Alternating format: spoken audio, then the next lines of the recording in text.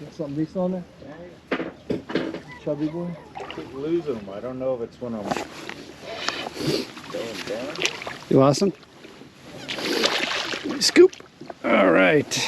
Hello again, Fishalots. I'm John with Fishing with Johnnyfishalot, and in this episode, we're going to get striper fishing. That's right, it's the dead of winter. It's super cold outside, but there's still plenty of fish to be caught, and I'll show you how to do it. And stick around to the end of the episode, where I'll show you how changes in some tactics from day to day, and even within the same trip, can really maximize your time out on the water and help you catch some big fish. And that's exactly what we did on this trip with Captain Greg Shute of iFishMD Fishing.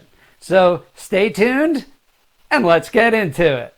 And as I said in that intro, it has been cold, it's snowy, it's icy, but no problem. There's still plenty of fish to be caught, and that's exactly what we're going to do today. And look at that gorgeous winter weather right there. Nothing beats it. And the best part about it is it keeps most people off the water so you can enjoy yourself out on the water and catch more fish. And of course, here's our Johnnyfishalot crew for the day. We got Andy, Tom, and Jimmy. Of course, myself, Johnnyfishalot, and Captain Shute. And we're going to goof around. We're going to have some fun, tell some jokes, just spend the day on the water, and it's going to be great. And of course, the first step of any fishing trip is to locate the fish, and that's exactly what Captain is doing right here. We spotted some working gannets, and we're going to make our first drift through the working birds, and it's going to work out pretty good. I'll take him. Yeah, I gotta get one in, right? I got him, Greg. I got him. Got the leader here. First fish, look at the fish finder. First fish of the day. All right. Man, these are some fat fish. Yeah, well, it's just a huge one. There you go, fish on. You like? Yep. In the rod holder. Dead sticking.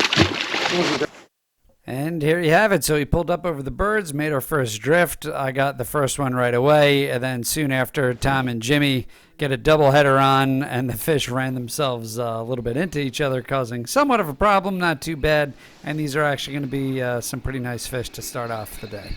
And there's Jimmy's first fish, a nice one, 20 to 25 inches, and then Tom's probably around the same size right there. Two nice fish, two nice resident fish to start the day, and we're going to catch plenty more.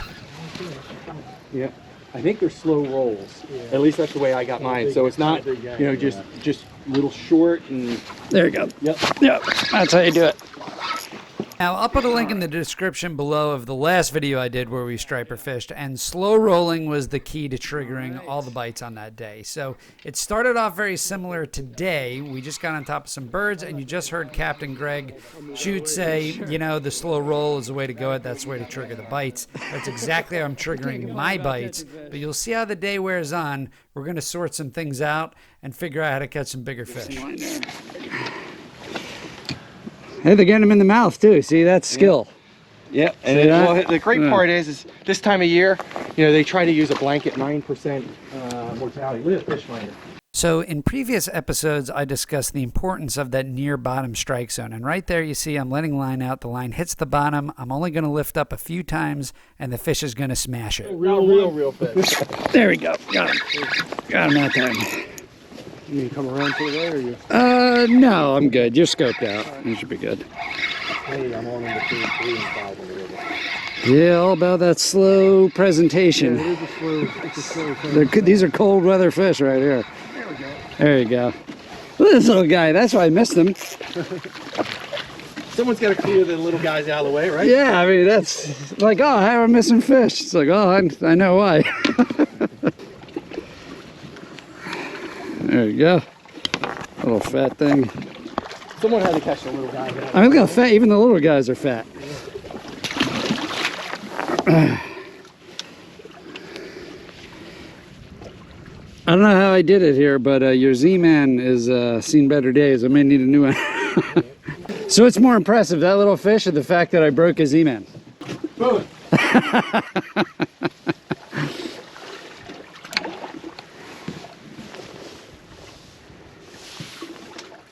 There you go. Hooked up again. There we go. 2 drops in a row. I like it.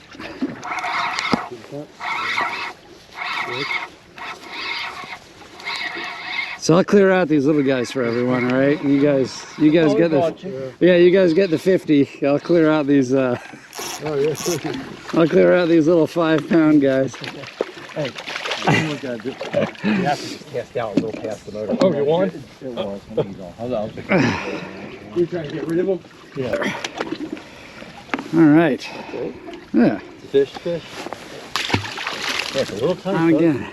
Yep. And you're going to hear Captain Shute say a number of times, wow, look at the depth finder. Look at all those fish on the depth finder. And that's exactly what we're looking at. That's about 20 feet of striped bass stacked on top of each other, suspended in the water column. And in order to catch those suspended fish, what you're going to see me do here is I'm going to drop all the way down to the bottom like you just saw, and I'm going to do that slow roll jigging technique, but keep reeling in the line as I work my lure through the water column. And as it's coming up through the water column, these fish are going to hit it. I'm not normally a conspiracy theorist. I'm with you. There we go. He hit it swimming. Did he? Yeah. It's a good reeling up through the water column technique. We're going to end up going drifting this way to where the boat, like I said, I just pushed the boat into the wind and then it'll swing around so everyone can come to the left. Did you follow that through to hear the part about the beta,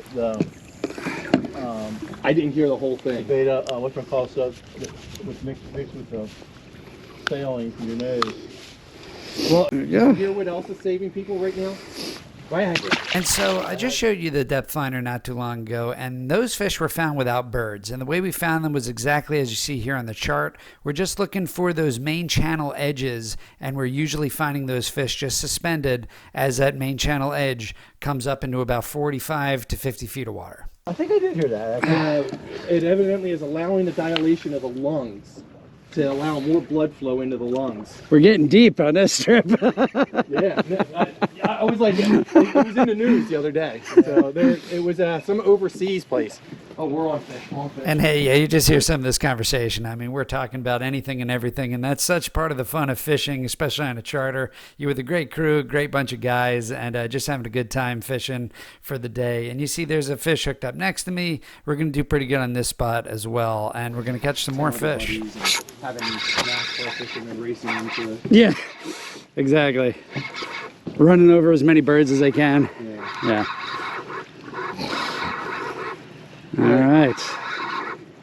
Yeah, the only person that did not. And hey, Fishalots, I hope you're getting value out of this video. And if you are, make sure to subscribe to the channel and hit that notification bell so that when I post new content, you'll get notified. So see you later. There you go. Another little guy. There you go. Nice little striper there.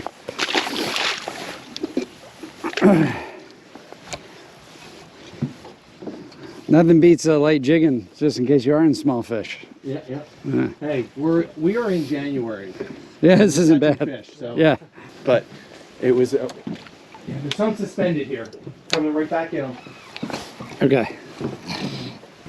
Here's just another reminder of making sure that that soft plastic is always rigged straight on that jig head. So I just missed a couple of fish, reeled it up, and sure enough, the fish had twisted around that Z-man. So always make sure it's straight so that you present that lure as natural as possible to the fish. And then sure enough, when you do that, you're going to get on.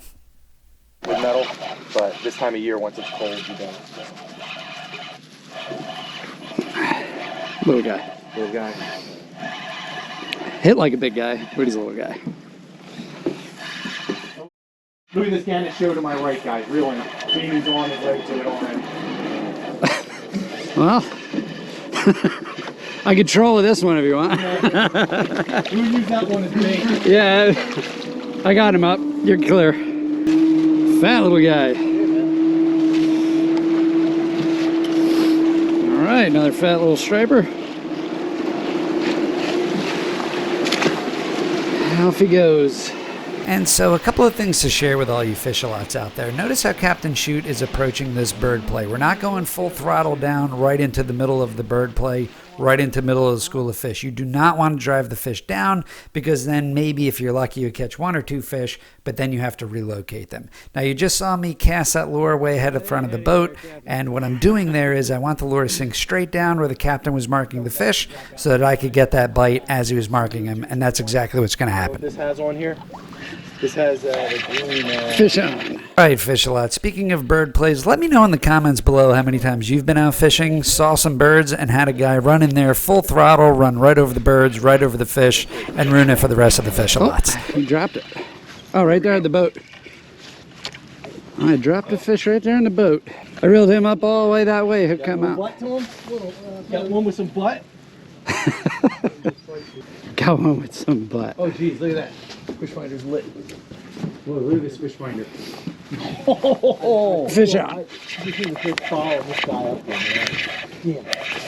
There's a bigger fish on him? Yeah, big fish following him. Well, that's what's good about having 4 guys, because if you keep baits on, you'll continue to grow. Oh, wow, look at that fish finder. Oh, yeah. All right. Scoop. A little bit better. There we go. This is the one my son was using. A little bit better fat fish. Oof. Man, they are on it. Oh, wow, look at that fish finder. Unbelievable. How many feet of fish you have on there? It's like 40 feet of fish. Yeah, you could hear us talking about the fish finder. We were just loaded with fish on this spot. But what I want to point out is my jigging technique right here. As you can see, I'm slowly lifting up on the rod and slowly dropping back. And on the drop back, there you go, there it is. That's where the fish are hitting it. Now, what we learned as the day went on is that slow roll lift and drop technique was catching a lot of smaller fish. The smaller fish were much more aggressive to our lures than the larger fish was. To trigger the larger fish, what we ended up doing was a fast snap up, which was deterring the smaller fish from getting to the baits and allowing more time for us to catch some bigger fish. And you're going to see that here in a minute. Losing them. I don't know if it's when I'm going down. You lost them? Scoop. All right. Well, they're close to 20s, these ones at least. We've already had them to what, just over 25? Yeah. There you go. Another We'll get nice better fat fish. pods. And just a quick look at the lures right here. That's a 7-inch jerk shad Z-Man on a 1.5 ounce Coach jig head. And yeah, these baits are going to work out just fine. I kept with the 7-inch all day, but we varied it up as the day went on. That is one fat fish. Peanut bunker galore. Oh, wow, look at that fish finder, guys. Huh. Of course, I have to give another shout out to Steve Fogle and his awesome custom rods, and that's what you see right there in my hand. That's a Steve Fogle rod. I have 2 on order right now. Super friendly guy. I can't speak highly enough about him and these rods. And if you missed my last episode where we caught some big fish on these rods, go ahead and tune into that. I'll put a link in the description below so you can check that out. Come here, buddy. Okay. There we go. There we go. There we go. Get this all turned around here. Make sure it's straight. Seems We were covered up, guys. Seems way less than shoots. There we go. Just got it down right on bottom. Didn't even hit the bottom. All right.